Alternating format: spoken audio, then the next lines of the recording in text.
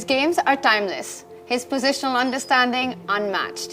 He is one of the greatest players of all times. He became world champion in 1975 and went on to dominate the chess world with his super tournament winning streak for over a decade. I'm delighted and in awe to have with us here at the Gibraltar Masters the 12th world champion, Mr. Anatoly Karpov. Welcome.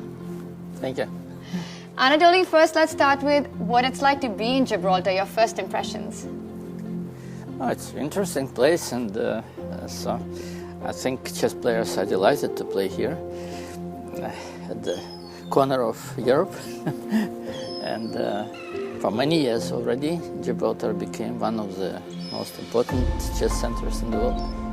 Right, and now you started playing chess when you were 4 years old. So it's been a long journey which continues.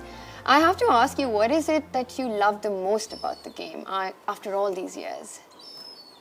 I was growing up as a chess player, and at the age of 11 I became candidate master in Soviet Union. And then I was the youngest national master at the age of 15.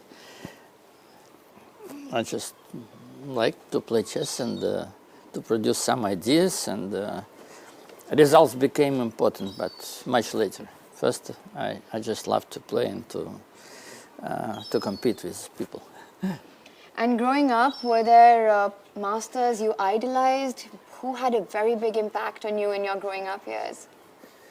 I think Capablanca was one of the most important world champions for me, and I studied his games and a book. It was a good book about Capablanca games, written by international master Vasily Panov, Russian author.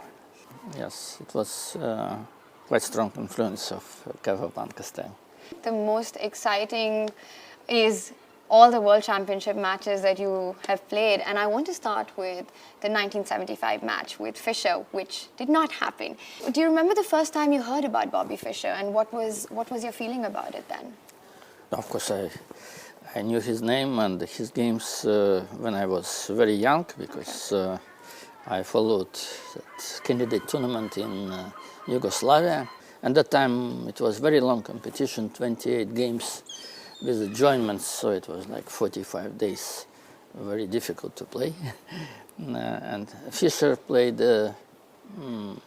this candidates tournament when he qualified when he was 15. And at that time he became grandmaster at the age of 14, very young, and the youngest, not in the history, but of course the weight of grandmaster title was much more important than nowadays. When Fischer was going into the 72 match with Boris Spassky, how did you feel the match would turn out? What were your predictions for the match? Fischer achieved fantastic results in candidates matches against Taimanov, then Larsen, 6-0, 6-0, yes. And then against Petrosyan with 4 points advantage, which was great sportive result. But and of course everybody was impressed with that result, and Fischer dominated. He was very strong personality, and these players, I think they missed mostly psychologically that games. And when I had to play Fischer, I prepared.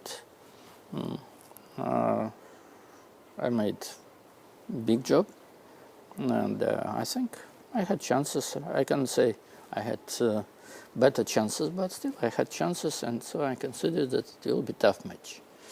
Was that a bit disappointing for you after Fischer's demands were not met and the match not taking place? Was it bittersweet to be world champion without a match? No, I prepared, as I said. I prepared for the match, and I was ready to play. Yes. But of course I couldn't force Fischer to play. If he didn't appear, so he didn't appear. I wanted to play and to defeat Bobby, and it was my personal aim to win that match. But the leaders of my country, they didn't like the idea because they said, you are world champion, why you have risk to play Fischer? So you are world champion, what you want? And I said, I want to play the strongest player of the time, and I want to beat him, I have chances. And then they asked, are you sure you can win? I said, I have good chances, but in sport, how can you be sure that you win? And then that's why I had problems to negotiate, because they said, no, if you guarantee. I said, are you crazy? I cannot guarantee I win, but I have good chances to beat Fischer.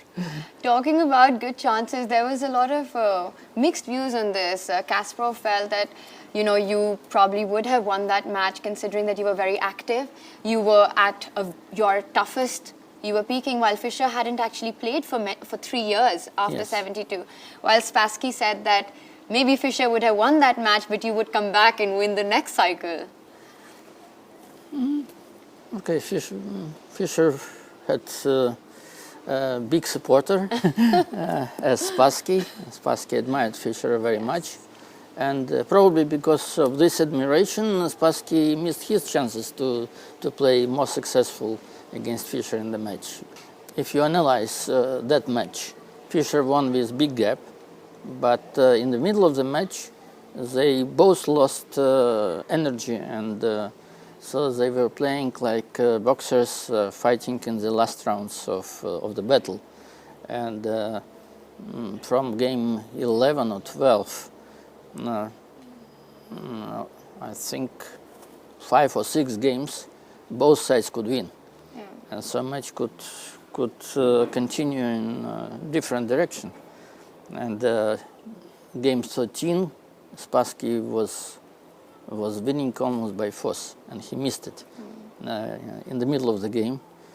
And actually, I got a lot of respect among our top players when I showed that during the game I analyzed, and then I showed Petrosyan carries how Spassky could win the game. Were you at the venue at that time? No, we were preparing for Chess Olympiad in Skopje. Okay. And we were together, and then I just analyzed, and then I showed that Spassky missed a clear advantage, a big advantage, almost winning.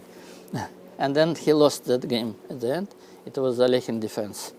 And then he missed chance, and he lost opportunities to win. After you became world champion, you went on to play many tournaments. You were a very active world champion, so to say. Was there some sort of a motivation to prove that even though match did not happen, you were the best in the world? No, I played always a lot, but not too much. I had norm around 80 games a year. But I played, of course, much more than any other world champions. And probably because I accumulated a lot of energy, and preparation was very serious, which I made for Fischer. Yes. And then I could play with almost without preparation any tournament with any list of the players. So you wanted to make the most of that preparation so it doesn't go waste. Yes, I used all my preparation, of course. Now you played these matches with Torneo, then with Kasparov, and even the ones later with Kasparov were very close matches, 11.5, 12.5, and it was very tough. One match 12-12 in 12-12, yes, in Sevilla. Yes. Which World Championship match do you think had the biggest impact on you? No, I don't know. But Torneo reached his peak in 77, 78, which I didn't expect. But I was sure I had better chances in the match. 78 was almost repetition of our match of 74. I won 3 games in 18 games. Torneo didn't succeed to win even one, so it was big, huge advantage. 3 points before the end. We needed to play 6 games. And then suddenly I lost 2 games almost in a row.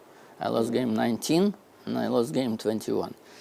And then suddenly Torneo recovered, and it was big competition in the last 3 games. But I had 2 whites and 1 black, and so I succeeded to manage 3 draws.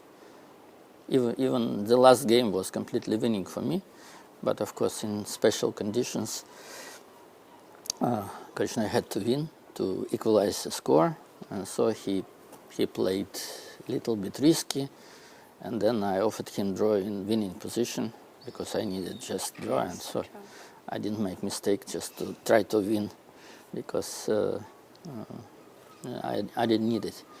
And then Korchnoi realized that he was losing, and when I offered draw, he didn't take a chance to lose another game.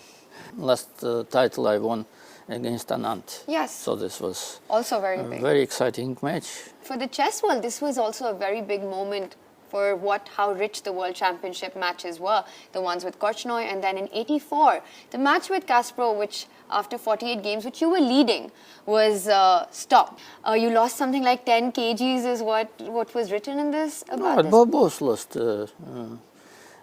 weight, and but still we had to continue.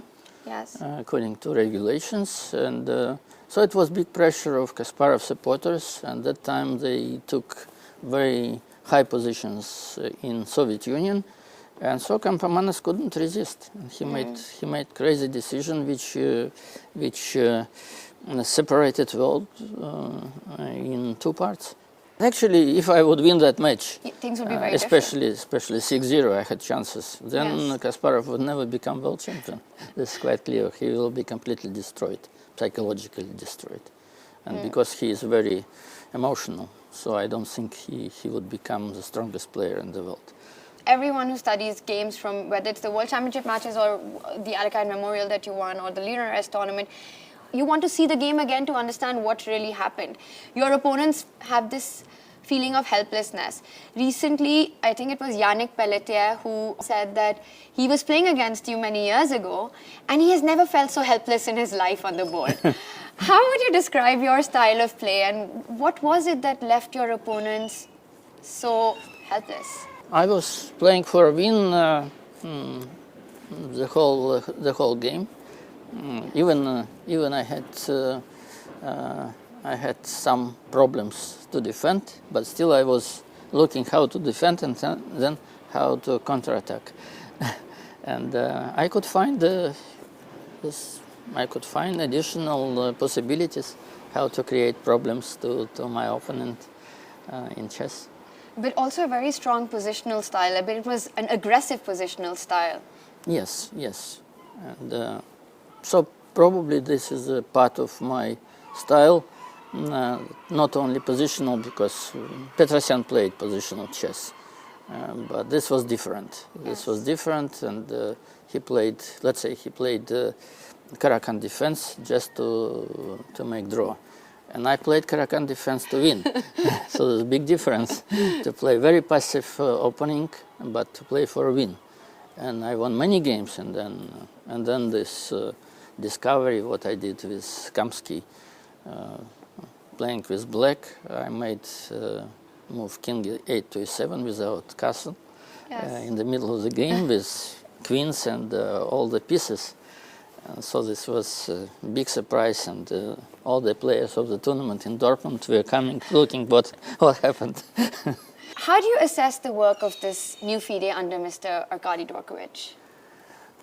No, I consider this like a positive change, and he is working a lot, and he succeeded to organize already many top-level official events, and he saved the situation with Saudi Arabia, and he moved that championship to St. Petersburg, and then past year in Moscow, and then he made decision which decreased possibilities of corruption in chess politics, because they made decision in the Congress to exclude proxies, Yes. which was big part of corruptive system which Magnus and Ilya created in chess world. So I consider this change as a very important change and very positive. You're also involved with a lot of work in Russia as a member of parliament. Yeah. Tell us about that. That must take a lot of your time.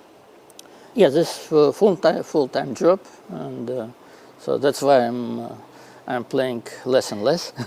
But now I play only rapid chess or Blitz tournaments. Very seldom classical chess, because classical chess tournaments, they require longer time. But even now I am playing quite good in Blitz. Yes. And only last year's, for instance, Karjakin, who became world champion in Blitz 2 years ago. Before that tournament, I was almost equal with him playing privately in Blitz. Oh, you had some training games with him? Yes, we are friends, and so Okay. and so we play from time to time privately. And before I was, let's say 6 years ago, I was stronger than him. So you are a specialist in shorter time controls? Yes, Yes. since young age I played always Blitz. Even now I play quite strong in Blitz. You're also part of the organizing committee for the candidates that are coming up, the tournament. Tell us In about... Ekaterinburg, yes. Yes, tell us about that involvement, and as an organizer, what expertise will you be bringing in? I gave them advices how to organize things, and I believe this will be a well-organized candidates tournament, probably one of the best, because we have a top-level hotel, and we made agreement already. We signed agreement with the owners of the hotel, so participants will stay there, and they will play in the tournament hall, in the hotel. Okay. And so, with the climate, this is not so easy. But if they don't want, they don't need to leave the hotel. They can stay there, and then they have, of course, fitness center and so everything, so they can stay there without any problems. Fortunately, we have a governor who is supporting chess, and I know him for a long time, and so we got support of him, and his deputy is the chairman of organizing committee. I'm sure it will be very well organized. Well, the chess world is definitely looking forward to it. And one of the stories around the candidates recently was the Alexyenko wildcard. In fact, Alexyenko will be here at the Gibraltar Masters. Do you think that in the World Championship cycle there should be a wildcard? So it was a difficult decision because we had Vashela Graf, who was the main how to say, candidate for this place, but that time Russia didn't have even one. Yes. And I don't think I'm in favor of a wild card for candidates tournament, but I can hardly see organizers without their representative in the candidates tournament. And so that's why it was a difficult decision for FIDE, but that moment Russia didn't have representatives. And then they had two already. and then at the last moment we got another two. Right now, you, Anatoly, have played so many different formats of the World Championship. The one that currently exists, the World Championship cycle as is right now, do you think it's ideal? Do you think there's room for improvement? I don't like the decisions about changing time control. Okay. And I'm not in favor of this. And it brings closer classical chess to rapid chess. And then I don't see the reason why we have two championships. Then make one. But still, I believe that World Championship match should be maybe 16 games. Longer. Longer, yes. Yeah. And also, many times this World Championship match is going into tie breaks, which is then decided on rapid and blitz, actually. No, I'm strictly against this, because you can combine classical chess and blitz. And World Championship title, this is so important. You cannot decide it with blitz games. But what do you do if the match is a tie? How do you go forward? Let's say if it's even 16 matches and it's 8-8, how do you... To play till first win. Okay. Simple, but it should be classical. Yes. For a classical World Championship, it should be a classical win. Yes. Okay, now no conversation about the World Championship match is complete until I ask you this question, which is that who do you think will challenge Magnus Carlsen in the 2020 match? This time, I think Dink has better chances. So he showed his strengths last year, and I believe he is favorite. But still, I believe Carlsen will continue to be world champion. You do? At least yes, at least another time. Well, it's an absolute pleasure to have you here with us. Thank you so much for your time, and thank you for inspiring us. Thank you. Thank you. Good luck.